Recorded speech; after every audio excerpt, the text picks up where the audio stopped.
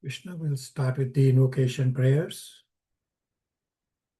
Nana Shastra Vicharinako Nipano Sattharma Samstapako Lokanam Hitakarano Tribhuvane Manyo Sarir Karano Radha Krishna Padar Vinda Bhajana Anandena Mataliko Vande Rupa Sanatana Raghujugo Shri Jiva Gopalako Vande Rupa Sanatana Raghujugo Shri Jiva Gopalako He Krishna Karuna Sindhu Dinabandhu Jagatpate Gopesha Gopika Kanta Radha Kanta Namastute Tapta Kanchana Gaurangi Radhe Vrindavaneshwari Vishvanu Sutta Devi Pranamami Hari Priye Vanchakalpatarubhascha Kripa Sindhu Pevacha Patitanam Pavanebhyo Vaishnavebhyo Namo Namo Jai Shri Krishna Chaitanya Prabhu Nityananda Shri Advaita Gadadhar Shri Vasadi Gaur Bhakta Vrinda Hare Krishna Krishna Krishna Hare Hare Hare Rama Rama Rama Hare Hare. Hare Krishna, thank you all for coming. So today we will be revising Nectar of Devotion, chapters 3, 4, and 5. We will start with Abhishek Prabhu planning to present chapter 3.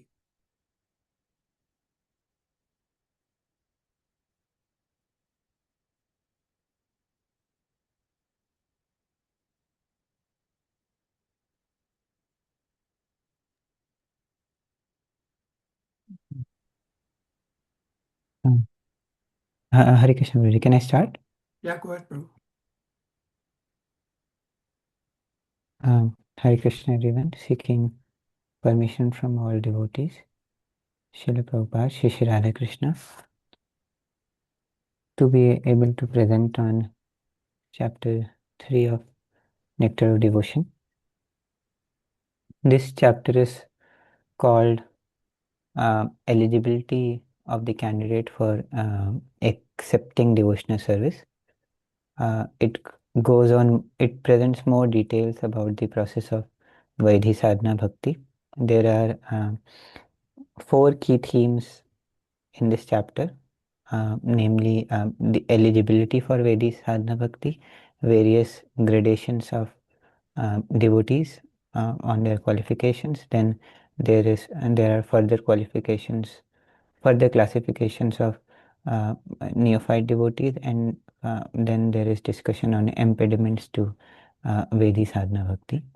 So on the point of eligibility for Vaidhi Sadhana Bhakti, it is described that anyone who has even little attraction for Lord Krishna is eligible for Vaidhi Sadhana Bhakti. That is, devotional service can begin even from the state of little attraction. Material detachment is not a prerequisite to enter this path of devotional service. On the other hand, one may be very much attached to fruitive results and not be ready for various type of renunciation. Yet, if he has little attraction for Lord Krishna, they are eligible for devotional service. Such attraction is aroused by the association of pure devotees of the Lord, and getting such a association of pure devotee is a sign of exceptional good fortune. In this regard, Lord Krishna says to Uddhava in Canto 11, chapter 20, verse 8, Yad ichraya mat kathado jata shraddhastu yah puman na nirvarnano natisakto bhakti yoga sya siddhyadha.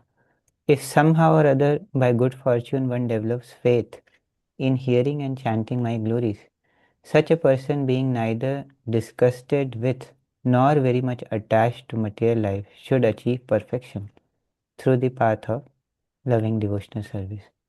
So in essence, even with little attraction to Lord Krishna, this path can be pursued.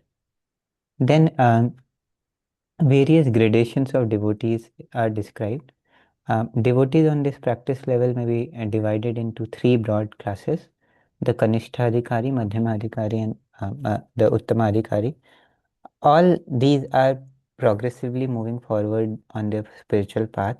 Especially, uh, no one should look down upon the category of Kanishtha, as they also have faith on Lord Krishna, and they are also engaged in the process of devotional activities. So, some of the qualifications or qualities of these devotees are as follows. Uttama Adhikari is expert in scriptures and have perfect faith on Lord Krishna. They are fully trained to preach and become spiritual master, and their determination to serve Lord Krishna is unshakable. Uh, Madhyama Adhikari may not be very much expert in the conclusions of scriptures, but they have very firm faith on Lord Krishna, which cannot be shaken. And the Kanishta Adhikari or the neophyte devotees, their faith on Lord Krishna is weak and it can be changed. And they are also not conversant with the conclusions of scriptures. But Kanishta Adhikari, they are elevated, they can be elevated by the association of pure devotees.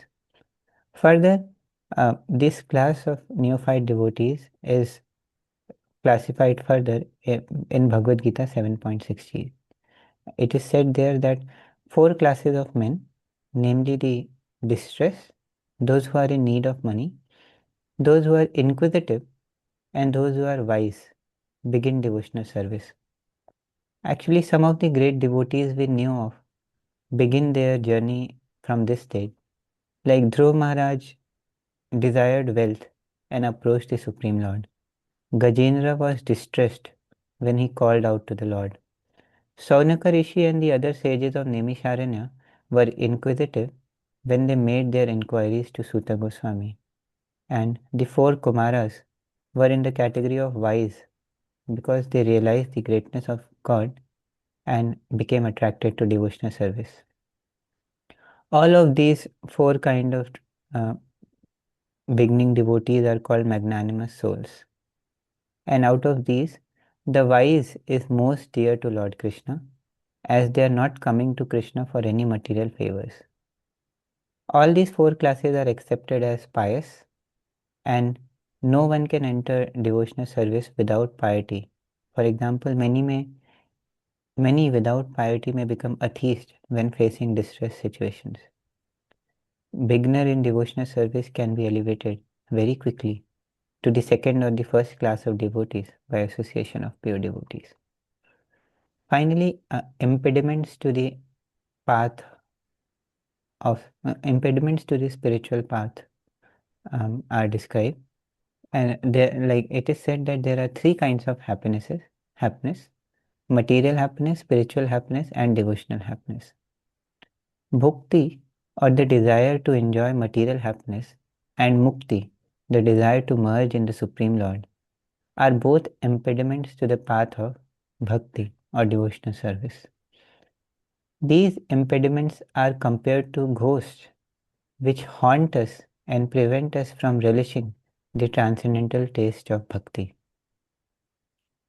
Those who aspire for bhakti don't have any desire for liberation or mukti.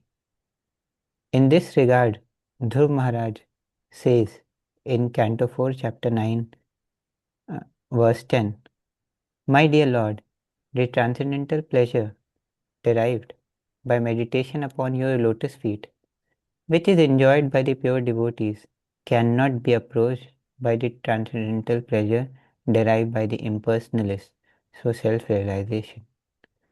So how can the fruitive workers, who at most can aspire to the promotion to higher heavenly planets, understand you? And how can they be described as enjoying a happiness similar to the devotee's happiness? So it is concluded that the happiness of devotional service is much higher than any other spiritual or material happiness. With that, I conclude my presentation. Thank you. Please correct if there were any mistakes. Hare Krishna.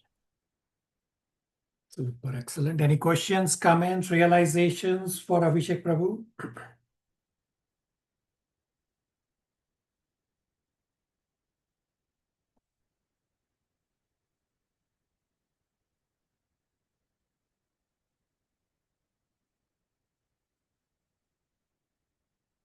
So Abhishek Prabhu has done a spectacular presentation on Nectar of Devotion, Chapter 3. He has covered all points.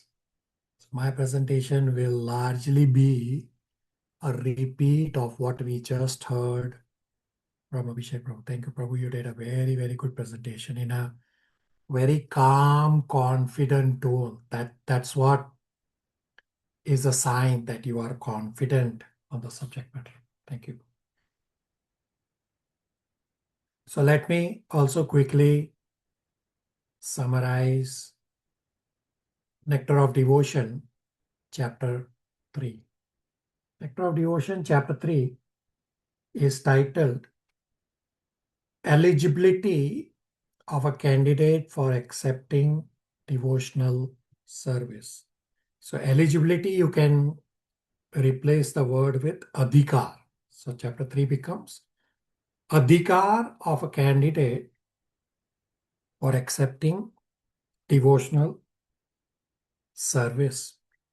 Chapter 3 also talks about the grades or the levels of devotees being Kanishta, Madhyam, and Uttamadhikaris.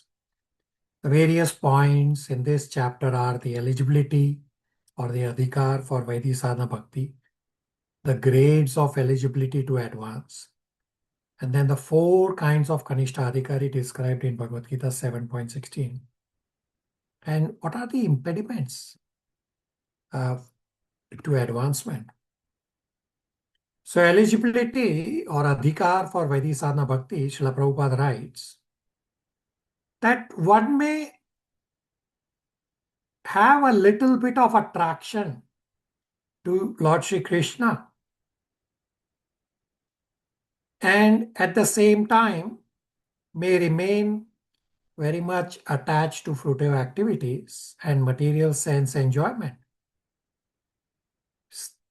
Such a person, if he has unflinching attraction to Krishna, becomes an eligible candidate for discharging devotional service. Meaning, even if one is still attached to material life, he can begin practicing devotional service if he has simply some attraction to devotional service. People generally think that renunciation is a prerequisite for beginning spiritual life. But Prabhupada clearly says, no, for devotional service, renunciation is not a prerequisite. You just need a little bit of attraction to Krishna, Krishna's devotees, and devotional services. You may simultaneously have fruitive desires, but you become eligible for devotional service and you start rendering devotional service from whatever be your level. The grades of eligibility to advance, there are 3 levels which are also discussed in Sri Upanishad. The lowest is the Kanishta Adhikari. Kanishta Adhikari's faith is very weak, knowledge is also very weak. He does not appreciate the value of devotee association. He just thinks that I will worship Gopinath at the temple and what I do for rest of the time, it does not matter. Next level up is Madhyamadhikari. His faith is strong. Knowledge is good, but not as good to be able to defeat others in argument. So Madhyamadhikari understands that Krishna is the object of my worship. He makes friends with devotees. He showers mercy on the innocent and avoids atheists. And the highest level is Uttamadhikari, who are generally spiritual masters and pure devotees. So faith is very strong, knowledge is also very strong, and Uttamadhikari can defeat opposing opinions on the strength of scriptures. We should find such an Uttamadhikari, cherish their association, and serve them. So all these three are progressively moving forward on spiritual path. Now it's very significantly important not to trivialize the Kanishta Adhikari. Kanishta Adhikari may have weak faith, but at least he has some faith in Krishna. He has some faith in developing devotion to Krishna. He is chanting Hare Krishna Mahamantra. From among the billions of people, there are few Kanishta Adhikaris. So Kanishta Adhikari is also a very important stage.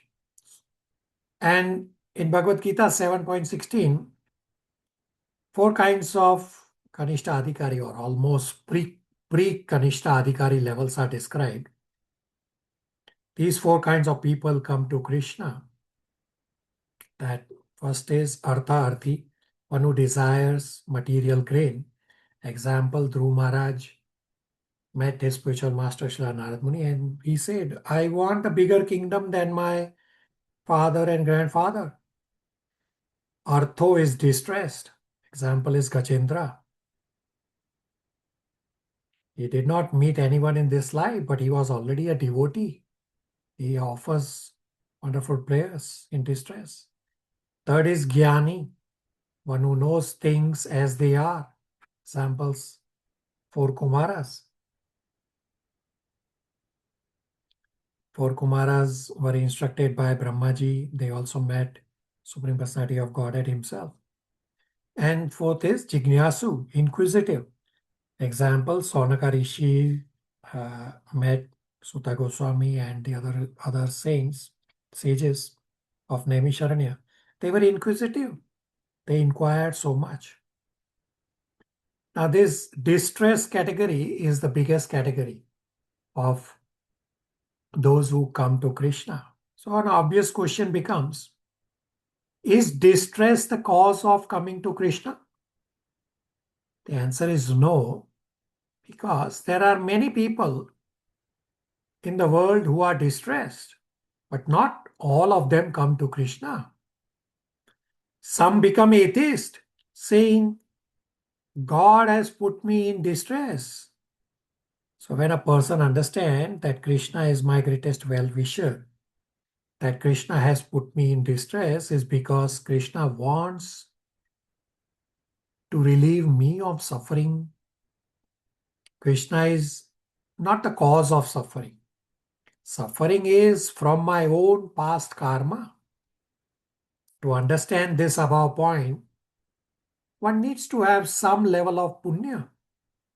So difference in which distressed person starts devotional service is punya, is mercy of Krishna, is mercy of Krishna's devotees, and agyat sukruti. Agyat sukruti means unknowing or unintentional devotional service. Example, say a person has a helping nature and accidentally this person helps a devotee, which creates agyat sukruti for this person with helping nature. So this agyat sukruti is very favorable for awakening devotion. Now, agyat sukruti does not produce bhakti. Rather, sukruti, this agyat sukruti makes one predisposed towards bhakti, means inclined towards bhakti. So in summary, in distress, if one has sukruti, agyat sukruti, he comes to Krishna, meets a devotee and the devotee elevates the distressed person to perform sadhana bhakti. Srila Prabhupada says, without pious activities, a distressed person becomes atheist or communist, but does not come to Krishna. Because the distressed does not believe in God. He thinks he can adjust the distress condition by himself. So impediments to advancement are bhukti. Bhukti means enjoyment, and mukti. Mukti means liberation. Bhukti and mukti are the impediments to advancement in Vaidhi sadhana bhakti. If one is haunted by the desire for bhukti and or mukti, then we cannot focus on pure devotion and towards Krishna. Now, normal enemies, they will attack from outside. You will be able to see. But impediments haunt us from within. So these enemies or these ghosts is within us, meaning our wrong desires are the ghosts. So how to become free from this haunting? The solution is chant the Hare Krishna Mahamantra, and then the haunting will go away. So in conclusion, the only qualification to begin devotional service is the mercy of a devotee who encourages and blesses and showers mercy on the one with who has little attraction to the Supreme Lord. The qualification to advance in Vaidhi Bhakti depends on the maturity of one's knowledge and faith in scriptures. The qualification for practicing pure devotional service is liberation from bodily concept of life, characterized by realization that one should abandon all desires, especially abandon the desire for liberation, and endeavor only to please Krishna by devotional service. That's a quick summary of chapter 3. Any questions, comments, realizations?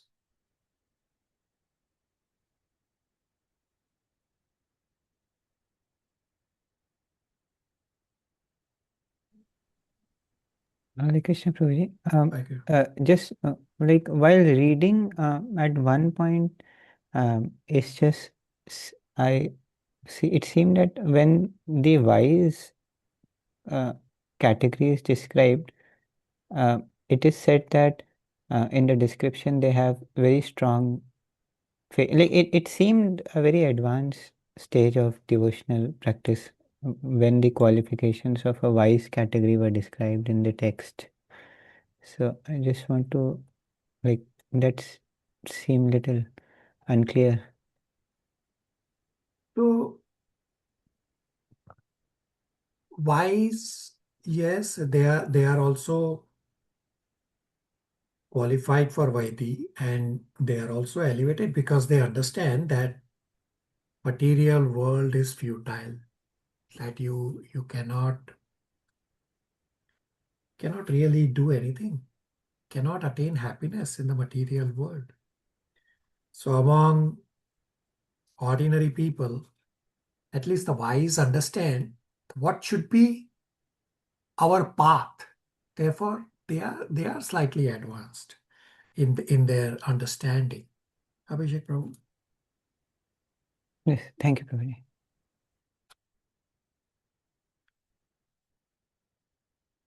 All right, so we will now read Nectar of Devotion, chapter 3, a few paragraphs at a time, one by one. So all of you, please number the paragraphs as 1, 2, 3, 4, and read it at a faster pace. So we'll get Priyanka to start. So Priyanka can start reading Nectar of Devotion, chapter 3 from the start, and read 5 paragraphs up to the middle of page 30. I will stop you. Priyanka. Hare Krishna, Chapter 3, Eligibility of a Candidate for Accepting Devotional Service. On account of his association with Mahatmas or great souls, 100% engaged in the devotional service of the Lord, one may attain a little bit of attraction for Sri Krishna. But at the same time, one may remain very much attached to fruitive activities and material sense enjoyment and not be prepared to undergo the different types of renunciation. Such a person, if he has unflinching attraction to Krishna, becomes an eligible candidate for discharging devotional service. This attraction for Krishna consciousness in association with pure devotees is a sign of great fortune. It is confirmed by Lord Chaitanya that only the fortunate persons, by the mercy of both a bona fide spiritual master and Krishna, will get the seed of devotional service. In this connection, Lord Krishna says in the Srimad Bhagavatam 11th Canto, 20th chapter, verse 8, My dear Uddhava, only by exceptional fortune does someone become attracted to me. And even if one is not completely detached from fruitive activities or is not completely attached to devotional service, such service is quickly effected. Devotees may be divided into three classes. The devotee in the first or uppermost class is described as follows. He is very expert in the study of relevant scriptures, and he is also expert in putting forward arguments in terms of those scriptures. He can very nicely present the conclusions with perfect discretion and can consider the ways of devotional service in a decisive way. He understands perfectly that the ultimate goal of life is to attain the transcendental loving service of Krishna, and he knows that Krishna is the only object of worship and love. This first class devotee is one who has strictly followed the rules and regulations under the training of a bona fide spiritual master and has sincerely obeyed him in accord with revealed scriptures. Thus, being fully trained to preach and become a spiritual master himself, he is considered first class. The first class devotee never deviates from the principles of higher authority and he attains firm faith in the scriptures by understanding with all reason and arguments. When we speak of arguments and reason, it means arguments and reason on the basis of revealed scriptures. The first class devotee is not interested in dry speculative methods meant for wasting time. In other words, one who has attained a mature determination in the matter of devotional service can be accepted as first class devotee. The second class devotee has been defined by the following symptoms. He is not very expert in arguing on the strength of revealed scripture, but he has firm faith in the objective. The purport of this description is that the second class devotee has firm faith in the procedure of devotional service unto Krishna, but he may sometimes fail to offer arguments and decisions on the strength of revealed scripture to any opposing party. But at the same time, he is still undaunted within himself as to his decision that Krishna is a supreme object of worship. The neophyte or third class devotee is one whose faith is not strong and who at the same time does not recognize a decision of the revealed scripture. The neophyte's faith can be changed by someone with strong arguments or by an opposite decision. Unlike the second class devotee, who also can put forward arguments and evidences from the scriptures, but who still has all faith in the objective, the neophyte has no firm faith in the objective.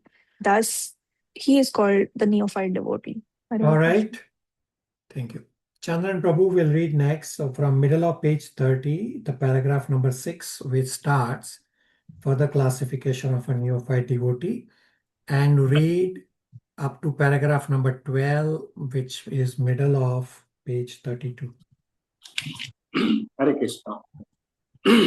Further classification of the neophyte devotee is made in the Bhagavad Gita. It is stated there that 4 classes of men, namely those who are distressed, those who are in need of money, those who are inquisitive, and those who are wise, begin devotional service and come to the Lord for relief in the matter of their respective self-satisfaction. They go into some place of worship and pray to God for mitigation of material distress, or for some economic development, or to satisfy their inquisitiveness. And a wise man who simply realizes the greatness of God is also counted among the neophytes. Such beginners can be elevated to the second class or first class platform if they associate with the few devotees. An example of the neophyte class is Maharaja Dhruva. He was in need of his father's kingdom and therefore engaged himself in devotional service to the Lord. Then, in the end, when he was completely purified, he declined to accept any material benediction from the Lord. Similarly, Gajendra was distressed and prayed to Krishna for protection, after which he became a pure devotee. Similarly, Sanaka, Sanatana, Sanananda, and Sanat Kumara were all in the category of wise saintly person, and they are also attracted by devotional service. A similar thing happened to the assemblage in the Naimisaranya forest, headed by the sage Savanaka. They were inquisitive and were always asking Sutta Goswami about Krishna. Thus, they achieved the association of a pure devotee and became pure devotees themselves. So that is the way of elevating oneself. In whatever condition one may be, if he is fortunate enough to associate with pure devotees, then very quickly he is elevated to the second class or first class platform. These four types of devotees have been described in the 7th chapter of Bhagavad Gita, and they have all been accepted as pious. Without becoming pious, no one can come to devotional service. It is explained in Bhagavad Gita that only one who has continually executed pious activities and whose sinful actions in life have completely stopped can take the Krishna consciousness. Others cannot. The neophyte devotees are classified into 4 groups: the distressed, those in need of money, the inquisitive, and the wise, according to their gradation of pious activities. Without pious activities, the man is in a distressed condition. He becomes an agnostic, a communist, or something like that, because he does not firmly believe in God. He thinks that he can adjust his distressed condition by totally disbelieving in him. Lord Krishna, however, has explained in the Gita that out of these 4 types of neophytes, the one who is wise is very dear to him, because a wise man, if he is attached to Krishna, is not seeking an exchange of material benefits. A wise man who becomes attached to Krishna does not want any return from him, either in the form of relieving distress or in gaining money. This means that from the very beginning, his basic principle of attachment to Krishna is more or less love. Furthermore, due to his wisdom and study of Shastras, scriptures, he can understand also that Krishna is the Supreme Personality of Godhead. It is confirmed in Bhagavad Gita that after many, many births, when one becomes actually wise, he surrenders unto his Vasudeva, knowing perfectly well that Krishna Vasudeva is the origin and cause of all causes. Therefore, he sticks to the lotus feet of Krishna and gradually develops love for it. Although such a wise man is very dear to Krishna, the others are also accepted as very magnanimous, because even though they are distressed or in need of money, they have come to Krishna for satisfaction. Thus, they are accepted as liberal, broad-minded Mahatmas. Without being elevated to the position of Jnani or wise man, one cannot stick to the principle of worshipping the Supreme Personality of Godhead. The less intelligent are those whose intelligence has been taken away by the spell of Maya or attached to different demigods on account of the influence of the modes of nature. The wise man is the who has thoroughly understood that he is spirit, soul, and not simply a body, because he realizes that he is spirit and Krishna is the Supreme Spirit. He knows that his intimate relationship should be with Krishna, not with his body. The distressed and the man in want of money or in the material concept of life, because distress and need of money are both in relationship with his body. One who is inquisitive may be a little above the distress and the man in need of money, but still he is on the material platform. But a wise man who seeks Krishna knows perfectly well that he is spirit soul or Brahman, and that Krishna is the supreme spirit soul or Parabrahman. He knows that the spirit soul, being subordinate and finite, should always dovetail himself with the infinite and supreme soul Krishna. That is the relationship of the wise man with Krishna. It can be concluded that a person who is free from the bodily concept of life is an eligible candidate for pure devotional service. It is also confirmed in the Bhagavad Gita that after Brahma realization, when one is freed from material entities and can see every living entity on an equal level, he is eligible to enter into devotional service. All right. Matan will now read paragraph 13 at the bottom of page 30. Paragraph 13 starts, as stated before, there are three kinds of happiness, and read Hare till Krishna, end. as stated before, there are three kinds of happiness: material, spiritual, and devotional. Devotional service and the happiness due to its execution are not possible as long as one is material affected. If someone has a desire for material enjoyment or for becoming one with Supreme, these are both considered material concepts because the impersonalists cannot appreciate the spiritual happiness as of association and the exchange of loving affairs with the Supreme Personality of Godhead. Their ultimate goal is to become one with the Lord. This concept is simply an extension of the material idea. In the material world, everyone is trying to be the topmost head man among all his fellow men or neighbors, either communally, socially, or nationally. Everyone is competing to be greater than all others. In the material concept of life, this greatness can be extended to the unlimited so that one actually wants to become one with the greatest of all, the Supreme Lord. This is also a material concept, although maybe a little more advanced. However, the perfect spiritual concept of life is complete knowledge of one's constitutional position, in which one knows enough to dovetail himself in the transcendental loving service of the Lord. One must know that he is finite and the Lord is infinite. Therefore, it is not possible to actually become one with the Lord even if one aspires for this. It is simply not possible. Therefore, anyone who has any desire or aspirations for satisfying his senses by becoming more and more important, either in the material sense or in the spiritual sense, cannot actually relish the really sweet taste of devotional service.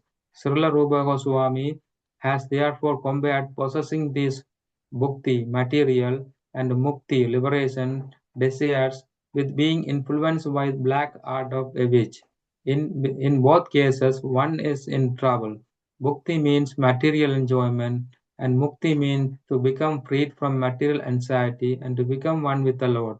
These desires are compared to being haunted by a ghost and witches, because while these aspirations for material enjoyment or spiritual oneness with the Supreme remain, no one can relish the actual transcendental taste of devotional service. A poor devotee never cares for liberation. Lord Chaitanya Mahaprabhu prayed to Krishna, "My dear son of Nanda, I do not want any material happiness in the shape of many followers, nor immense opulence in wealth, nor any beautiful wife, nor do I want cessation from material existence. I may take many births, one after another, but what I pray from you is that my devotion unto you may always remain unflinching." The attention of a poor devotee is so much attracted to glorification of the Lord's pastimes, name, qualities, forms, etc., that the devotee does not care for mukti. Srila Bilva Mangala Thakur has said, "If I am engaged in devotional service unto you, my dear Lord, then very easily can I perceive your presence everywhere. And as far as liberation is concerned, I think liberation stands at my door with folded hands, waiting to serve me. To pure devotee, therefore, liberation and spiritual emancipation are not very important things. In this connection, in the third canto of Srimad Bhagavatam, chapter 25, verse 36, Kaviladeva has advised his mother, Devahuti, as follows: "My dear mother, my poor devotee are charmed by being my different forms, the beauty of my face, the structure of my body, so enchanting, my laughing, my pastimes, and my glance appear to them so beautiful that their minds are always absorbed in thoughts of me, and their lives are dedicated fully unto me. Although such people do not desire any kind of liberation or any kind of material happiness, still I give them a place among my associates in the supreme abode. This evidence from Srimad Bhagavatam gives assurance to the pure devotee of being elevated to the association with the Supreme Personality of Godhead. Srila Rupa Goswami remarks in this connection that one who is actually attracted by the beauty of the lotus feet of Sri Krishna or his service, and whose heart by such attraction is always full with the transcendental bliss, will naturally never aspire after the liberation which is so valuable to the impersonalist. A similar passage is also there in the third canto, fourth chapter, verse 15 of the same book, wherein Uddhava addresses Lord Krishna and says, "My dear Lord, for persons who are engaged in your transcendental loving service, there is nothing worth obtaining from religiousness, economic development, sense gratification, or liberation, although happiness from these different sources can be very easily had by them. In spite of such facility, my dear Lord, I do not aspire to achieve any such results. My only prayer is that I may have unflinching faith and devotion unto your lotus feet." A similar passage appears in the third canto, 25th chapter, verse 34, wherein Kapiladeva instructs his mother and says, "My dear mother, devotees whose hearts are always filled in the service of my lotus feet and who are prepared to do anything for my satisfaction, especially those fortunate devotees who assemble together to understand my qualities, pastimes, and form, and thus glorify me congregationally and derive the transcendental pleasure therefrom, never desire to become one with me, and what to speak of becoming one with me, if they are offered a post like mine in my abode, or opulence like mine, or even personal association with me with similar bodily features, they refuse to accept because they are satisfied simply by being engaged in my devotional service." In Srimad Bhagavatam, 4th canto, 9th chapter, verse 10, King Dhruva says, "My dear Lord, transcendental pleasure derived by meditation upon your lotus feet, which is enjoyed by the pure devotee, cannot be approached by transcendental pleasure derived by the impersonalist through self-realization. So how can the fruity workers who at most can aspire to promotion to the higher heavenly planet understand you, and how can they be described as enjoying happiness similar to the devotee's happiness?" Hare Krishna. Very good. Any questions, comments, realizations from what we just read? Nitya. Hare Krishna Prabhu. On page 31, one of the paragraphs, it states that in Bhagavad Gita, it's explained that only one who has continually executed pious activities and whose sinful reactions in life have completely stopped can take to Krishna consciousness. Can you just discuss or elaborate? Yeah, so it is described in Bhagavad Gita 7.28, and we have discussed the example with His Holiness Bhaktimarga Swami from the Toronto Temple going to midnight Harinam on 31st December, that we have to come to mode of goodness to be steady in devotional service. So on 31st December every year for midnight Harinam around City Hall in Toronto, there are drunkards who pass by, have no clue what is going on, but they end up dancing when devotees are singing kirtan there. And they also follow His Holiness Bhaktimarga Swami to the temple. They attend Mangal Aarti, and then we never see them again ever. Why? Because they are in ignorance. Yeah, the power, the purity of the pure devotee pull them to devotional service for that few hours or one day. But they themselves, being in ignorance, they don't come back again ever.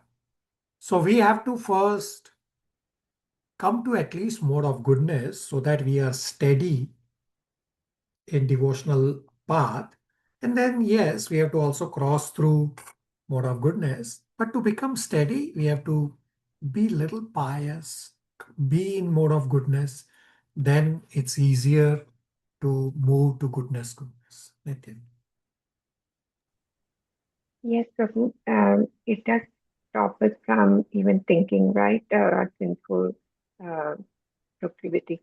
When we take up Krishna consciousness, we hesitate, right? We say, oh, I shouldn't think this, God knows, or, we're aware of that. But here it says that all sinful reactions have completely stopped. So that's why I had that question. I know it stops us and our sinful proclivities slowly go away. We get more purified. But at the point where we take up, it has not completely stopped, right?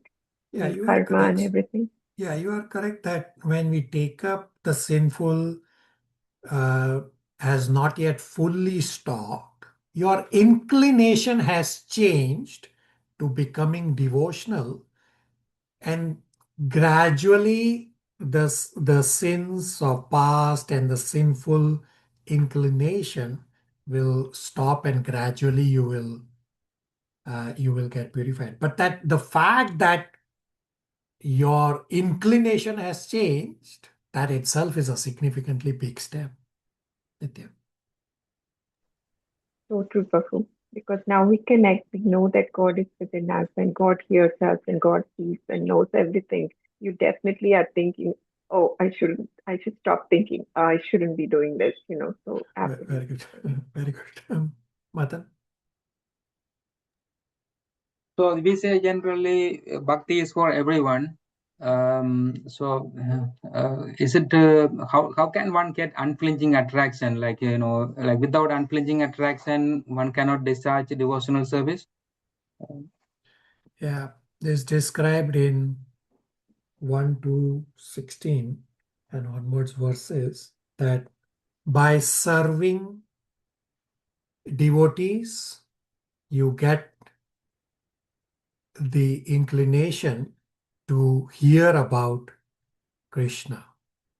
And by serving devotees, specifically pure devotees, you also get the mercy of the pure devotees.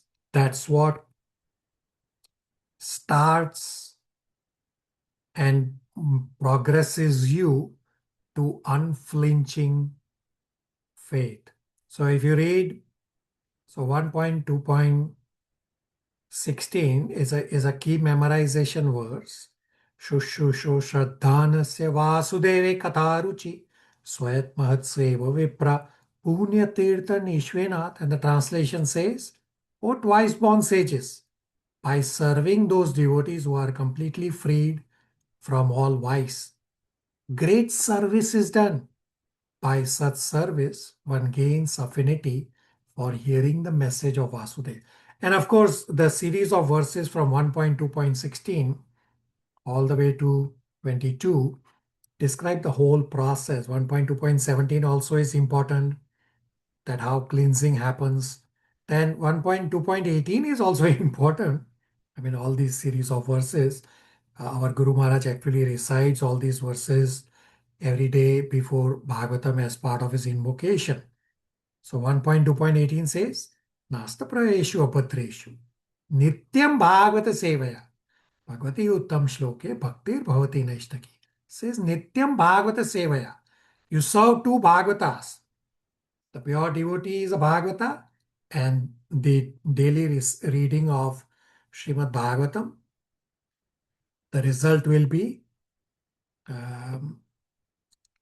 the loving service unto the personality of Godhead is established as an irrevocable fact, and everything that is troublesome in heart is completely destroyed. Although the verses up to 22 in Canto 1, Chapter 2 go on to describe the whole process. I briefly answered the direct points that you raised. Matan, does that help you? Yes, but that is for general material people will not go there. In general. So for materialistic people, you try to engage them in service. Krishna has said in Bhagavad Gita 3.26 that do not disturb materialistic people. Just try to engage them in service, and that will get them to generate a Gyat Sukruti, and at some point they will start devotional service. I will tell you what devotees did for me. That on day one, I have no clue about book distribution or anything. They paired me with my Guru Maharaj and Guru Ma, and we were distributing books for a whole building. All I was doing was I was carrying the bags in which Guru Maharaj and Guru Ma had the books. That's all I was doing. I was not doing anything, and Guru Maharaj will then say, find this particular book in the bag. And that's all I was doing. Completely neophyte, completely materialistic. And that's what the devotees showered their mercy on me, that they paired me with Guru Maharaj and Guru Ma. Of course, that time they were not my Guru Maharaj and Guru Ma. But see the result, that now I have gone on to take initiation from the same Guru Maharaj, His Grace Vaisheshika Dasadikari. Madan Prabhu, everybody. Yeah, that's great. Thank you. Very good. So we'll follow the same process for chapters 4 and 5. So let's hear from Pragya for chapter 4, as well as she'll also be presenting chapter 5.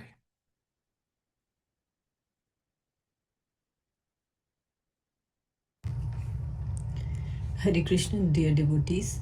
I seek permission from you all, from Srila Prabhupada and all gurus in the disciplic succession, and from Sri Sri Radha Krishna, to summarize Nectar of Devotion chapters 4 and 5. Please forgive me for my shortcomings. The chapter 4 of the Nectar of Devotion, which is a part of the second wave of the Eastern Ocean, is based on quotations and many references on how a devotee does not desire liberation, rather desires just to serve Sri Krishna. Since devotees do not want liberation, let us first refresh the types of liberation that we are referring to. Please allow me to recite Srimad Bhagavatam, Canto 3, Chapter 29, Verse 13. Salokya sarashti samipya sarupya ekatvam apayuta diyamanam nagrihnanti vinamat sevanam janaha. There are 5 kinds of liberation as this verse is describing. Salokya, that is living in the same planet as the Lord. Sarishti, that is having the same opulences as the Lord. Samipya, to be a personal associate of the Lord. Sarupya, having the same roop or bodily features. Ekatvam or Sayujya, oneness with the God. Diyamanam nagrihananti, even on being offered to devotees, devotees do not accept. Accept what? Such liberations. Vinamat sevanam janaha, without my, Krishna's, devotional service. That is, a pure devotee does not accept any kind of liberation, even though they are offered by the Supreme Personality of Godhead. No liberation. Wasn't that devotee's initial aspiration? Perform bhakti and you will get mukti, mukti from all sufferings of the cycles of birth and death. Krishna offers liberation and devotees reject it. What do devotees want? Let us understand from some of the pure devotees why they deny liberation. Prithu Maharaj.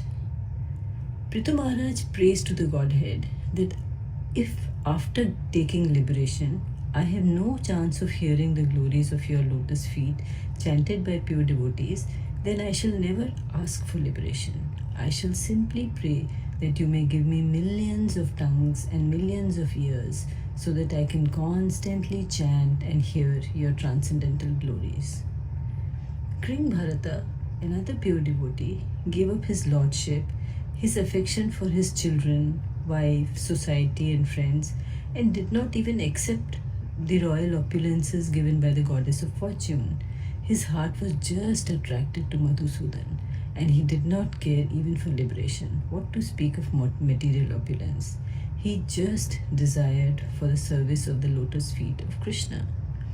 Vrittasura, despite being in a demon body, denied promotion to the Dhruvaloka or to the sovereignty of the entire universe, or to the mystic perfections of yoga, or even to spiritual emancipation. Even spiritual emancipation? He too did not want liberation. What did he want? He just prayed for the transcendental service of the Lord for eternity. When asked for benediction by Narasimhadev, Prahlad Maharaj also did not accept any material benediction. He simply asked to remain Lord's eternal devotee. Prahlad Maharaj said that one who takes pleasure in chanting and hearing the transcendental glories of the Lord has already surpassed all kind of material benedictions.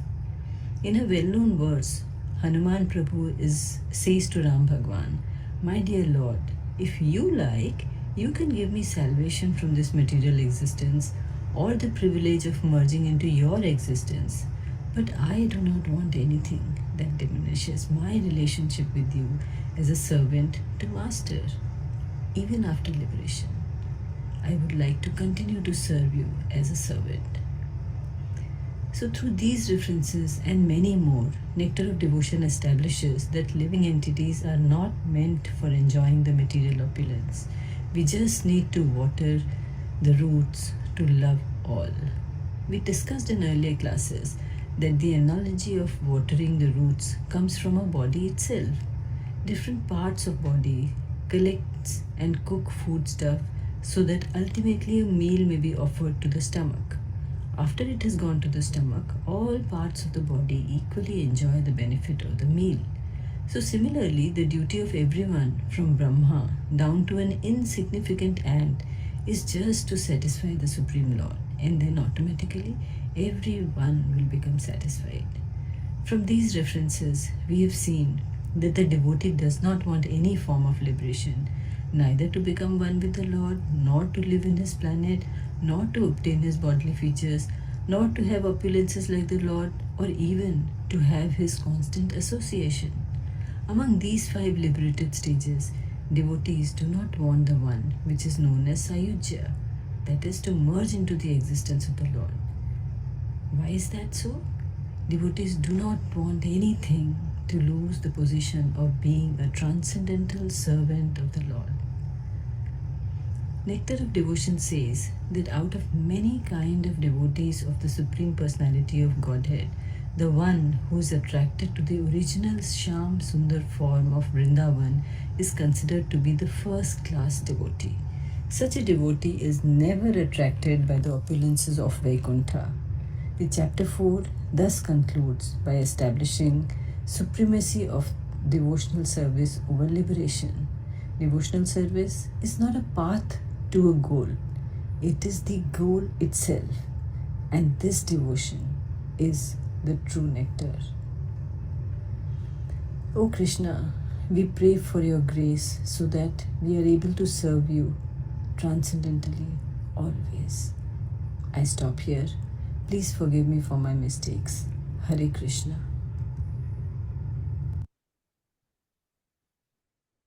Any questions, comments, realizations for Pragya?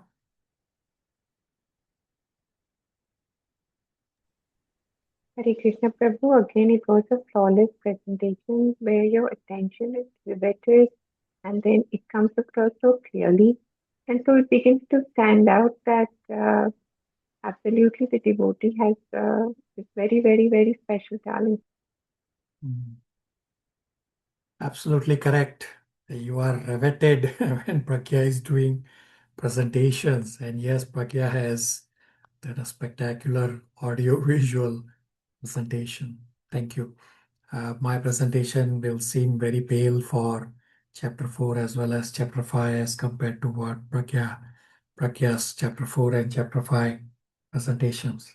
In essence of time, let me also quickly do chapter 4 presentation. Pragya has anyway given a quite nice essence of chapter 4. So chapter 4 is titled Devotional Service Surpasses All Liberation.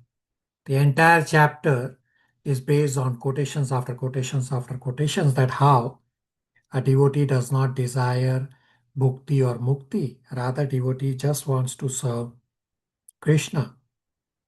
So all previous instructions imparted by Srila Rupa Goswami can be summarized that as long as one is materially inclined or wanting to merge into the spiritual effulgence, one cannot enter into the realm of pure devotional service. So some of the examples from the many examples in the chapter, Prithu Maharaj in 4.20 to 24, so 20 to 24 are chapters.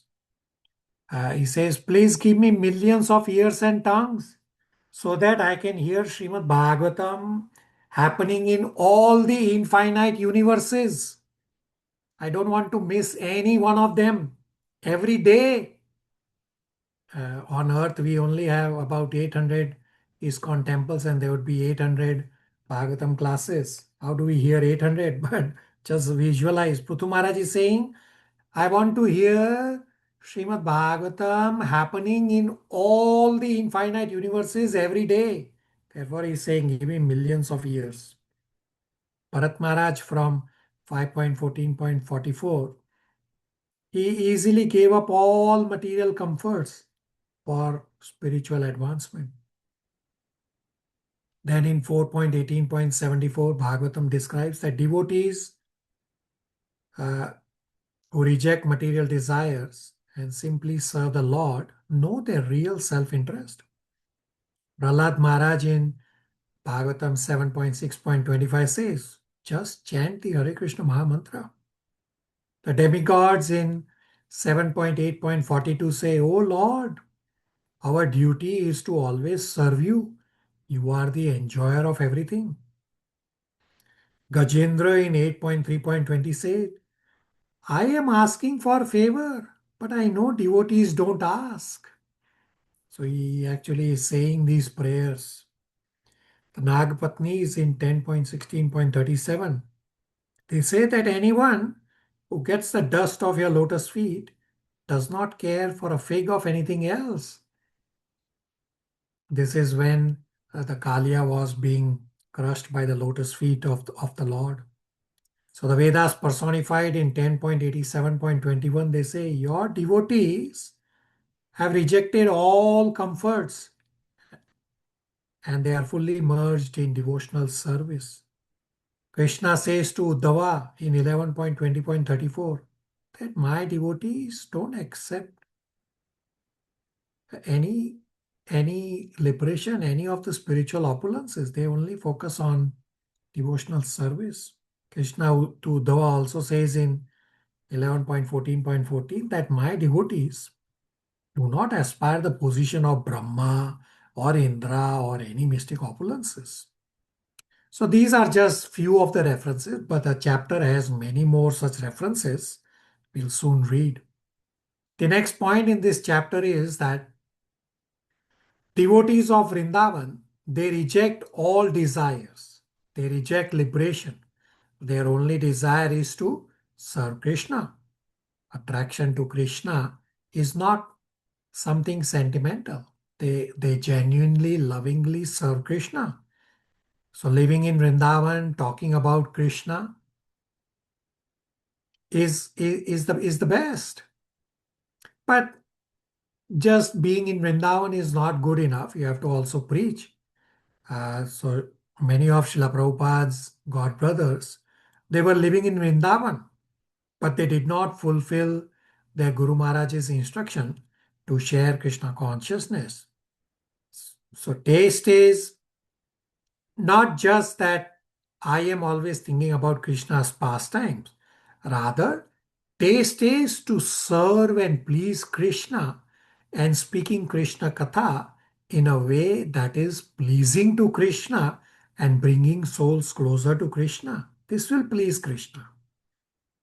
If talking about Krishna's conjugal pastimes with the gopis, which results in creating material desires for people, then you have to think, is it really helping those souls come closer to Krishna?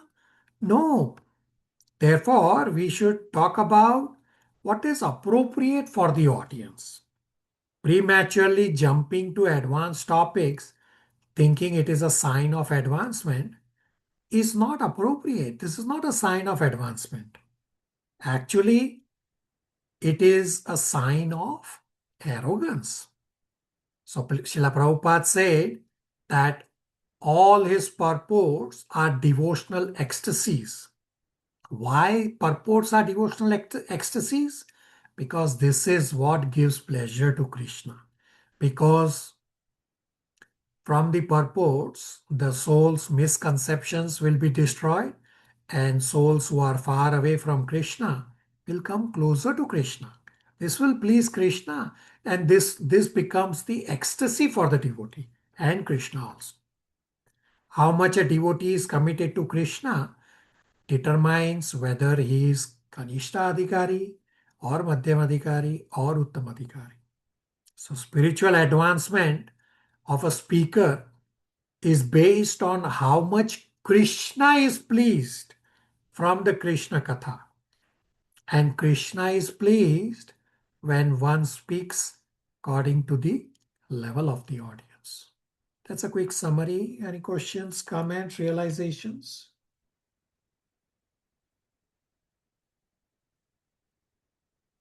All right, so everybody, again, number paragraphs in chapter 4 as 1, 2, 3, 4. Everybody, please read at a faster pace so that we can also finish chapter 5 today. Mayank Prabhu will start from start of chapter 4 on page 37 and read up to end of paragraph 9, which is on end of page 39. Faster pace, everybody. Hare Krishna. Devotional service surpasses all liberation. How much a devotee is seriously attached to the devotional service of the Supreme Personality of Godhead can be understood from the statement of Maharaja Prithu Adhiraja, which is described in Srimad Bhagavatam, 4th Canto, Chapter 12, verse 24. He prays to the Supreme Personality of Godhead, thus, my dear Lord, if after taking liberation I have no chance of hearing the glories of your Lordship, glories chanted by pure devotees from the core of their hearts in praise of your lotus feet, and I have no chance for this honey of transcendental bliss, then I shall never ask for liberation or this so-called spiritual emancipation. I shall simply always pray unto your Lordship that you may give me millions of tongues and millions of ears so that I can constantly chant and hear of your transcendental glories. The impersonalists desire to merge into the existence of the Supreme, but without keeping their individuality, they have no chance of hearing and chanting the glories of the Supreme Lord. Because they have no idea of the transcendental form of the Supreme Lord, there is no chance of their chanting and hearing of his transcendental activities. In other words, unless one is already beyond liberation, one cannot relish the transcendental glories of the Lord, nor can one understand the transcendental form of the Lord. A similar statement is found in Srimad Bhagavatam, 5th Canto, 14th chapter, verse 44. Sukadev Goswami addresses Parikshit Maharaj there and says, the great soul, King Bharata, was so much attached to the service of the lotus feet of Krishna that he very easily gave up his lordship over the earthly planet and his affection for his children, society, friends, royal opulence, and beautiful wife. He was so very lucky that the goddess of fortune was pleased to offer him all kind of material concessions, but he never accepted any of these material opulences. Sukadev Goswami praises this behavior of King Bharata very highly. He says, any person whose heart is attracted by the transcendental qualities of the Supreme Personality of Godhead, Madhusudana, does not care even for that liberation which is aspired to by many great sages, what to speak of material opulences. In the Bhagavatam 6th canto, 11th chapter, verse 25, there is similar statement by Vritasura, who addressed the Lord as follows. My dear Lord, by leaving your transcendental service, I may be promoted to the planet called Dhruvaloka, the pole star, or I may gain lordship over all the planetary systems of the universe. But I do not aspire to this, nor do I wish the mystic perfections of yoga practice, nor do I aspire to spiritual emancipation. All I wish for, my Lord, is your association and transcendental service eternally. This statement is confirmed by Lord Shiva in Srimad Bhagavatam 6th Canto 17th chapter verse 28, wherein Lord Shiva addressed Sati thus: My dear Sati, persons who are devoted by Narayana Krishna are not afraid of anything. If they are elevated to the higher planetary systems, or if they get liberation from material contamination, or if they are pushed down to the hellish condition of life, or in fact in any situation whatever, they are not afraid of anything. Simply because they have taken shelter of the lotus feet of Narayana, for them any position in the material world is as good as another. There is a similar statement by Indra, the king of heaven, in Srimad Bhagavatam 6th Canto 18th chapter verse 74. There Indra addresses Mother Diti in this manner: My dear mother, persons who have given up all kinds of desire and are simply engaged in devotional service to the Lord know what is actually their self-interest. Such persons are actually serving their self-interests and are considered first-class experts in the matter of advancing to the perfectional stage of life. In the seventh canto of the Bhagavatam, sixth chapter, verse 25, Maharaja Prahlada says, My dear friends, born into atheistic families, if you can please the Supreme Personality of Godhead Krishna, then there is nothing more rare in this world. In other words, if the Supreme Lord Krishna is pleased with you, then any desire you may have within the core of your heart can be fulfilled without any doubt. As such, what is the use of elevating yourself by the results of fruitive activities which are automatically achieved in all events by the modes of material nature? And what is the use for you of spiritual emancipation or liberation from material bondage? If you are always engaged in chanting the glories of the Supreme Lord and always relish the nectar of the lotus feet of the Lord, then there is no necessity for any of this. By this statement of Prahlada Maharaja, it is clearly understood that one who takes pleasure in chanting and hearing the transcendental glories of the Lord has already surpassed all kind of material benedictions, including the results of pious fruitive activities, sacrifices, and even liberation from material bondage. Similarly, in the same seventh canto, 8th chapter, verse 42, when the demigods are offering prayers to Lord Narasimha, Indra, the king of heaven, says, O Supreme One, these demons talk of our share of participation in the performances of ritualistic sacrifices, but simply by your appearance as Lord Narasimha Dev, you have saved us from terrible fears. Actually, our shares in the sacrificial performances are due to you only, because you are the supreme enjoyer of all sacrifices. You are the super soul of every living entity, and therefore you are the actual owner of everything. Long were our hearts always filled with fear of this demon, Hiranyakashipu. But you are so kind toward us that by killing him, you have removed that fear from within our hearts and have given us the chance to place your lordship within our hearts again. For persons who are engaged in the transcendental loving service of your lordship, all the opulences which were taken away from us by the demons are counted as nothing. Devotees do not even do not care even for liberation, what to speak of these material opulences. Actually, we are not enjoyers of the fruit of sacrifices. Our only duty is to always be engaged in your service, for you are the enjoyer of everything. The purport of this statement by Indra is that beginning from Brahma down to the insignificant ant, no living entities are meant for enjoying the material opulences. They are simply meant for offering everything to the Supreme Proprietor, the Personality of Godhead. By doing so, they automatically enjoy the benefit. The example can be cited again of the different parts of the body collecting foodstuffs and cooking them so that ultimately a meal may be offered to the stomach. After it has gone to the stomach, all the parts of the body equally enjoy the benefit of the meal. So similarly, everyone's duty is to satisfy the Supreme Lord, and then automatically everyone will become satisfied. All right, Nitya will read from top of page 40, paragraph 10, and paragraph 10 starts. A similar verse is found in the 8th canto, and read till end of para 15 till end of page 41. A similar verse is found in the 8th canto, 3rd chapter of Srimad Bhagavatam, verse 20. Gajendra says there, My dear Lord, I have no experience of the transcendental bliss derived from your devotional service, so therefore I have asked from you some favor. But I know that persons of your devotees and have by serving the lotus feet of great souls become free from all material desires, are always merged in the ocean of transcendental bliss, and as such are always satisfied simply by glorifying your auspicious characteristics. For them, there is nothing else to aspire to or pray for.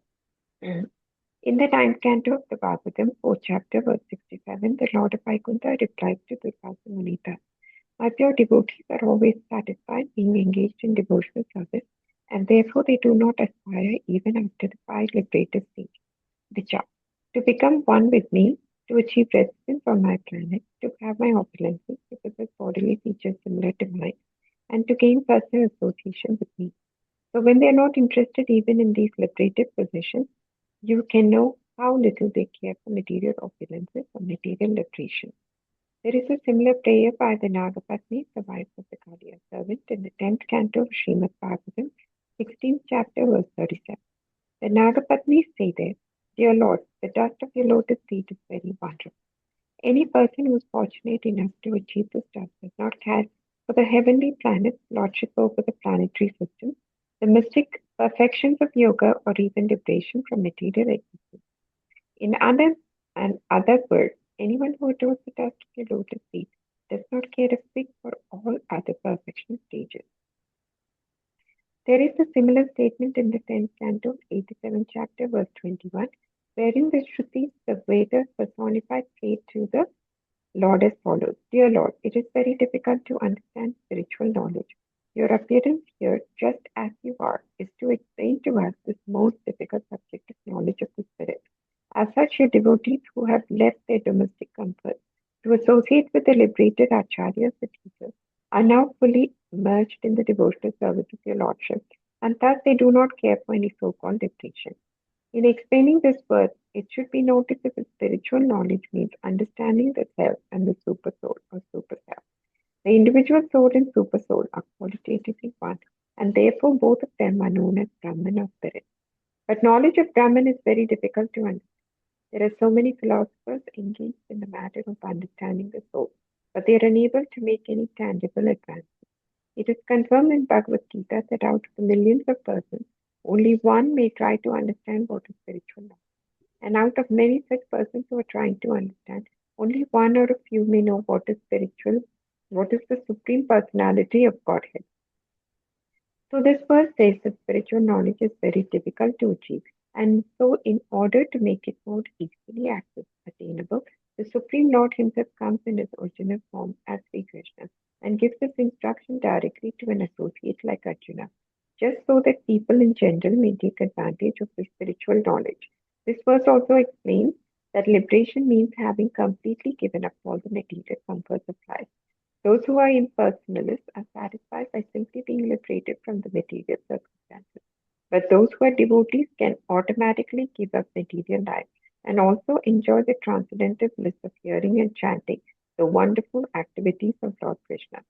In the 11th canto of Srimad Bhagavatam, 20th chapter, verse 34, Lord Krishna says to Uddhava, My dear Uddhava, the devotees who have completely taken shelter of my service are so steadfast in devotional service that they have no other desire.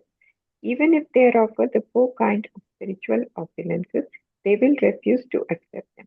So what to speak of their desiring anything within the material world? Similarly, Lord Krishna says in another passage of the Bhagavatam, 11th canto, 14th chapter, verse 14, My dear Uddhava, a person whose consciousness is completely absorbed in my thought and activities does not aspire even to occupy the post of Brahma, or the post of Indra, or the post of lordship over the planets, or the 8 kinds of mystic perception, or even liberation itself. In the 12th canto of Srimad Bhagavatam, 10th chapter, verse 6, Lord Shiva says to Devi, My dear Devi, this great Brahmana says, Markandeya has attached unflinching faith and devotion onto the Supreme Personality of Godhead, and as such he does not aspire after any benedictions, including liberation from the material world. All right, Shivangi, top of page 42, paragraph 16, starting. Similarly, there's a statement in Padma Puran, and read till end of page 40, not 44. Read till end of para 20, ending at top of page 44. Faster pace, Shivangi. Hare Krishna. Similarly, there's a statement in Padma Purana describing the ritualistic function during the month of Kartika, October-November. During this month in Vrindavana, it is a regulatory principle to pray daily to Lord Krishna in his Damodara form. The Damodara form refers to Krishna in his childhood when he was tied up with his rope by his mother Yashoda. Dama means ropes and Udara means the abdomen. So Mother Yashoda, being disturbed by naughty Krishna, bound him round the abdomen with a rope. Thus Krishna is named Damodara. During Kartika, Damodara is prayed to as follows: My dear Lord, you are the Lord of all, the giver of all benedictions. There are many demigods like Lord Brahma and Lord Shiva who sometimes offer benedictions to their respective devotees. For example, Ravana was blessed with many benedictions by Lord Shiva, and Hiranyakashipu was blessed by Lord Brahma. But even Lord Shiva and Lord Brahma depend upon the benedictions of Lord Krishna, and therefore Krishna is addressed as the Lord of all benefactors. As such, Lord Krishna can offer his devotees anything they want, but still the devotee's prayer continues. I do not ask you for liberation or any material facility up to the point of liberation. What I want as your favor is that may always think of your form in which I see you now as Damodara. You are so beautiful and attractive that my mind does not want anything besides this wonderful form. In this same prayer, there is another passage in which it is said, My dear Lord Damodara, once when you were playing as a naughty boy in the house of Nanda Maharaja, you broke the box containing yogurt, and because of that, Mother Yashoda considered you as an offender and tied you with rope to the household grinding mortar. At that time, you delivered the two sons of Kuvera, Nalakuvera and Manikriva, who were staying there as two Arjuna trees in the yard of Nanda Maharaja. My only request is that by your merciful pastimes, you may similarly deliver me. The story behind this verse is that the two sons of Kuvera, the treasurer of the demigods, were puffed up on account of the opulence of their father, and so once on a heavenly planet they were enjoying themselves in a lake with some naked damsels of heaven. At that time, the great saint Narada Muni was passing on the road and was sorry to see the behavior of the sons of Kuvera. Seeing Narada pass by, the damsels of heaven covered their bodies with cloth, but the two sons, being drunkards, did not harm this decency. Narada became angry with their behavior and cursed them thus: You have no sense, so it is better if you become trees instead of the sons of Kuvera. Upon hearing this, the boys came to their senses and begged Narada to be pardoned for their offences. Narada then said, Yes, you shall become trees, Arjuna trees, and you will stand in the courtyard of Nanda Maharaja. Then Krishna himself will appear in time as the foster son of Nanda, and he will deliver you. In other words, the curse of Narada was a benediction to the sons of Kuvera because indirectly it was foretold that they will be able to receive the favour of Lord Krishna. After that, Arjuna's two sons stood as two big Arjuna trees in the courtyard of Nanda Maharaja until Lord Damodara, in order to fulfill the desire of Narada, dragged the grinding mortar to which he was tied and struck the two trees, violently causing them to fall down. From out of these fallen trees came Nalakuvera and Manikriva, who had by then become great devotees of the Lord. There's a passage in the Haya Shirsha Pancharatra that states, My dear Lord, O Supreme Personality of Godhead, I do not want any resultant benediction from my religious life, nor do I want any economic development, nor do I want to enjoy sense gratification nor liberation. I simply pray to be an eternal servant at your lotus feet. Kindly oblige me and give me this benediction. In the same Hayashishta Pancharatra, after Narasimhadeva wanted to give benedictions to Prahlada Maharaja, Prahlada did not accept any material benediction and simply asked the favor of the Lord to remain his eternal devotee. In this connection, Prahlada Maharaja cited the example of Hanuman, the eternal servitor of Lord Ramachandra, who also set an example by never asking any material favor from the Lord. He always remained engaged in the Lord's service. That is the ideal character of Hanuman, for which he is still worshipped by all devotees. Prahlada Maharaja also offered his respectful obeisances unto Hanuman. There is a well-known verse spoken by Hanuman in which he says, My dear Lord, if you like, you can give me salvation from this material existence or the privilege of merging into existence, but I do not wish any of these things. I do not want anything that diminishes my relationship with you as servant to master even after liberation. In a similar passage in the Narada Pancharatra, it is stated, My dear Lord, I do not wish any perfectional stage by performing the ritualistic religious ceremonies or by economic development or by sense gratification or liberation. I simply pray that you grant me the favor of keeping me under your lotus feet. I do not wish any kind of liberation such as Salokya to reside on your planet or Sarupya to have the same bodily features as you. I simply pray for your favor that I may always be engaged in your loving service. Similarly, All right, Divya can finish rest of the chapter 4. Hare Krishna. Similarly, in the 6th canto, 14th chapter, verse 5 of Srimad Bhagavatam, Maharaja Parikshit inquires from Shukadeva Goswami, My dear Brahmana, I understand that the demon Vritasura was a greatly sinful person and that his mentality was completely absorbed in the modes of passion and ignorance. How did he develop to such a perfectional stage of devotional service to Narayana? I have heard that even great persons who have undergone severe austerities and who are liberated with full knowledge must strive to become devotees of the Lord. It is understood that such persons are very rare and almost never to be seen. So I am astonished that Vritasura became such a devotee. In the above verse, the most important thing to be noted is that there may be many liberated persons who have merged into the existence of the impersonal Brahman, but a devotee of the Supreme Personality of Godhead Narayana is very, very rare. Even out of millions of liberated persons, only one is fortunate enough to become a devotee. In Srimad Bhagavatam, 1st Canto, 8th chapter, verse 8, Queen Kunti is praying to Lord Krishna at the time of his departure. My dear Krishna, you are so great that you are inconceivable even to great stalwart scholars and Paramahamsas, fully liberated souls. So, if such great sages, who are transcendental to all of the reactions of material existence, are unable to know you, then, as far as we are concerned, belonging to the less intelligent women class, how is it possible for us to know your glories? How can we understand you? In this verse, the particular thing to be noted is that the personality of Godhead is not understood by great liberated persons, but only by devotees such as Queen Kunti in her humbleness. Although she was a woman and was considered less intelligent than a man, she still realized the glories of Krishna. That is the purport of this verse. Another passage that is very important is in Srimad Bhagavatam, 1st Canto, 7th chapter, verse 10, and is called the Atma Rama verse. In this Atma Rama verse, it is stated that even those who are completely liberated from material contamination are attracted by the transcendental qualities of Lord Krishna. The purport of this verse is that a liberated soul has absolutely no desire at all for material enjoyment.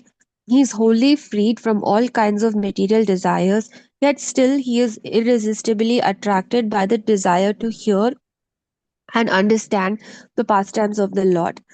We may therefore conclude that the glories and pastimes of the Lord are not material. Otherwise, how could the liberated persons known as Atma Ramas be attracted by such pastimes? That is the important point in this verse. From the above statement, it is found that a devotee is not after any of the stages of liberation. There are 5 stages of liberation already explained as being: 1. To become with the Lord, 2. To live on the same planet as the Lord, 3. To obtain the same bodily features of the Lord, 4. To have the same opulences as the Lord, and 5. To have constant association with the Lord. Out of these 5 liberated stages, the one which is known as Sayujya, or to merge into the existence of the Lord, is the last to be accepted by a devotee. The other 4 liberations, although not desired by devotees, are still not against the devotional ideals. Some of the liberated persons who have achieved these 4 stages of liberation may also develop affection for Krishna and be promoted to the Goloka Vrindavana planet in the spiritual sky. In other words, those who are already promoted to the Vaikuntha planets and who possess the 4 kinds of liberation may also sometimes develop affection for Krishna and become promoted to Krishna Loka. So, those who are in the 4 liberated states may still be going through different stages of existence. In the beginning, they may want the opulences of Krishna, but at the mature stage, the dormant love for Krishna exhibited in Vrindavana becomes prominent in their hearts. As such, the pure devotees never accept the liberation of Sayujya to become one with the Supreme, though sometimes they may accept as favorable the other 4 liberated states. One of the many kinds of devotees of Supreme Personality of Godhead, the one who is attracted to the original form of the Lord Krishna in Vrindavan, is considered to be the foremost first class devotee. Such a devotee is never attracted by the opulences of Vaikuntha or even of Dwaraka, the royal city where Krishna ruled. The conclusion of Sri Rupa Goswami is that the devotees who are attracted by the pastimes of the Lord in Goloka or Vrindavana are the topmost devotees. A devotee who is attached to a particular form of the Lord does not wish to redirect his devotion to other forms. For example, Hanuman, the devotee of Lord Ramachandra, knew that there is no difference between Lord Ramachandra and Lord Narayana, and yet he still wanted to render service only unto Lord Ramachandra. That is due to the specific attraction of a particular devotee. There are many, many forms of the Lord, but Krishna is still the original form. Though all of the devotees of the different forms of the Lord are in the same category, still it is said that those who are devotees of Lord Krishna are the topmost in the list of all devotees. Yeah, very good. So in essence of time, let's quickly revise chapter 5. We'll hear from Pragya again for chapter 5.